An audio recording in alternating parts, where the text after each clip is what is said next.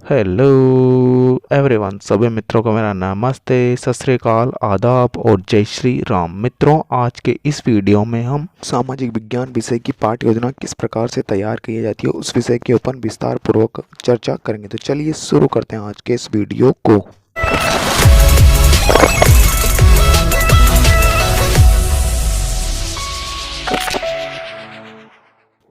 मित्रों, सबसे पहले आप हेडिंग लगा लीजिए पाठ्य योजना का क्रमांक। जो भी आपकी पाठ्य योजना का क्रमांक है वो लगा लीजिए। मित्रों, उसके पश्चात में आपका जिस विद्यालय में अध्ययन अध्यापन कार्य चला है उस विद्यालय का आप नाम लिख दीजिए और जो प्रकरण के ऊपर पाठ्य योजना तैयार करें वो प्रकरण लिख लीजिए।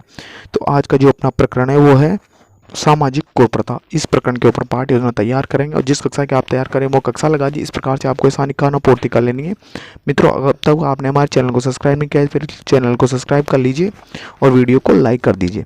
इसके पश्चात में मित्रों आपको हेडिंग लगाने हैं शिक्षण के उद्देश्य। तो शिक्षण के उद्देश्य के अंदर आपको 3 कॉलम बनाना है: उद्देश्य, विशिष्टीकरण और अपेक्षित व्यवहारगत परिवर्तन या संभावित व्यवहारगत परिवर्तन।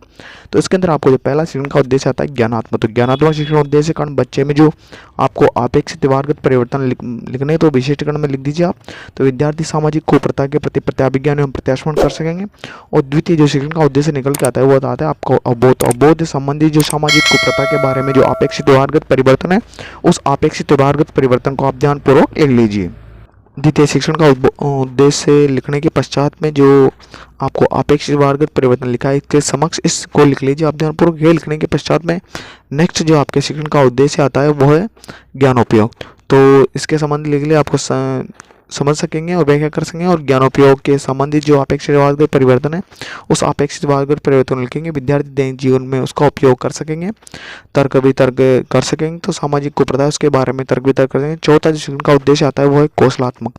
तो कौशलात्मक शिक्षण उद्देश्य को ध्यानपूर्वक आप लिख लीजिए और इससे संबंधित देखिए मैंने जो आपको अपेक्षित व्यवहारगत परिवर्तन है वो भी लिख लीजिए। ये लिखने के पश्चात में जो नेक्स्ट आपका शिक्षण का उद्देश्य आता है वो है अभिरुचि और इसके पश्चात में रुचि ले सकेंगे। विद्यार्थी सामाजिक कुप्रथा के प्रकरण के ऊपर रुचि ले सकेंगे।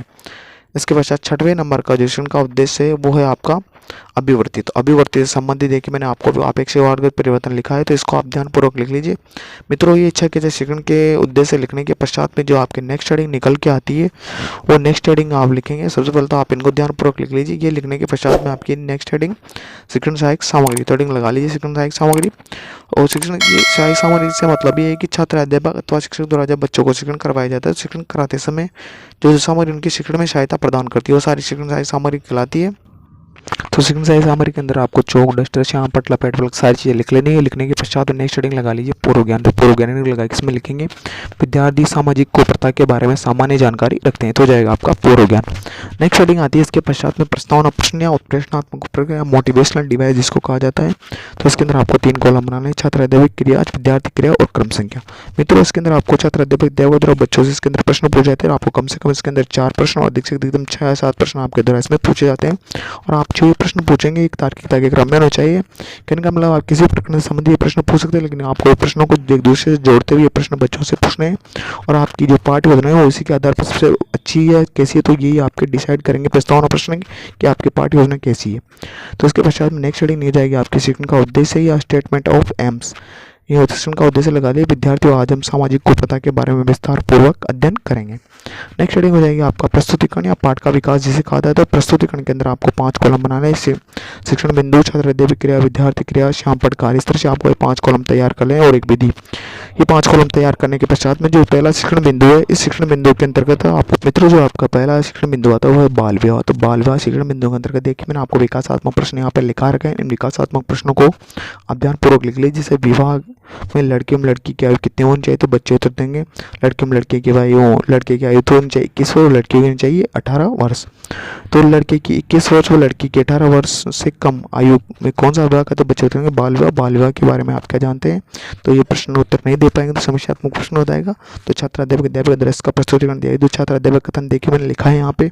तो छात्र अध्यापक कथन को आप ध्यानपूर्वक लिख लीजिए और इससे संबंधित जो छात्र क्रिया में आप लिखेंगे विद्यार्थी ध्यानपूर्वक सुनेंगे और महत्वपूर्ण बातों को अपनी पाठ्य पुस्तिका में नोट करेंगे।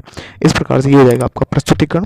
और मित्रों, इसके पश्चात में नेक्स्ट हेडिंग आती है आपकी बोध प्रश्न। हेडिंग लगा लीजिए बोध प्रश्न। जो बोध प्रश्न होते हैं वो छात्र अध्यापक के द्वारा पूछे जाते हैं और इसलिए पूछा जाता है कि उसने जो पाठ या जो विषय वस्तु पढ़ाई जा रही है उसमें बच्चों का ध्यान एकाग्रचित होकर लगा रहे या उनका ध्यान भंग नहीं हो। उसके पश्चात में आपको जो नेक्स्ट पेज पर वही आपको 5 कॉलम बनाने हैं। शिक्षण बिंदु, छात्र अध्यापक क्रिया, विद्यार्थी क्रिया, विधि व श्यामपट्ट कार्य। और जो श्यामपट्ट कार्य है, उस श्यामपट्ट कार्य को आप परिपूर्ण करेंगे, ब्लैक चार्ट लगा लीजिए। इसको ब्लैक चार्ट लगाएंगे श्यामपट्ट कार्य को, जो मैंने छात्र अध्यापक ने लिखा है, इसमें से आपको महत्वपूर्ण बिंदु को उसके अंदर लिख लेना है। द्वितीय शिक्षण बिंदु आता है दहेज प्रथा। तो दहेज प्रथा से संबंधित आपको सारी चीज़ें लिख लेनी है और उसको आप कंप्लीट कर लेनी है।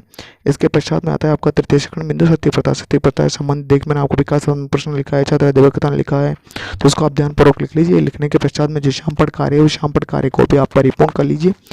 श्यामपट्ट कार्य को परिपूर्ण कर लेकिन मैंने आपको पहले ही बता दिया, ब्लैक चार्ट लगा लीजिए और जो छात्र अध्यापक कथन मैंने लिखा है, उस छात्र अध्यापक कथन को आप ध्यानपूर्वक लिख लीजिए। नेक्स्ट हेडिंग है आपकी बोध प्रश्न। तो बोध प्रश्न के बारे में आपको पहले ही बता चुका हूँ। जो बोध प्रश्न होते हैं वो छात्र अध्यापक द्वारा पूछ जाते हैं ताकि उन्होंने जो प्रकरण पढ़ाया उसमें बच्चों का ध्यान एकाग्रचित्त होकर लगा रहे, उनका ध्यान भंग नहीं हो, इसलिए बोध प्रश्न तैयार किए जाते हैं। तो आपको बोध प्रश्न प्रत्येक शिक्षण बिंदु के साथ में आपको बोध प्रश्न पूछ लें ताकि बच्चों का ध्यान इधर उधर भंग नहीं हो, भ्रमित नहीं हो। अंत की तरह आपको जो आपकी पाठ योजना है वो यहीं पे समाप्त होती है, लेकिन उससे पहले आपको डेंग लगाने हैं मूल्यांकन प्रश्न। जो मूल्यांकन प्रश्न होते हैं वो छात्र अध्यापक द्वारा पूछे जाते हैं और इसलिए पूछे जाते हैं ताकि उसने जो पाठ बच्चों को पढ़ाया, बच्चों ने सीखा है अथवा नहीं सीखा है या कितना सीखा है, इस बात की प्रतिपुष्टि या फीडबैक लेने के लिए मूल्यांकन प्रश्न तैयार किए जाते हैं। आप मूल्यांकन प्रश्न किसी भी प्रकार के बना सकते हैं, लघुतरात्मक, अति लघुतरात्मक, निबंधात्मक, बहुविकल्पात्मक, किसी प्रकार के प्रश्न आपके द्वारा तैयार किए जा सकते हैं। इससे वस्तुनिष्ठ हो गए। तो आपका एकमात्र उद्देश्य बच्चों का मूल्यांकन करना।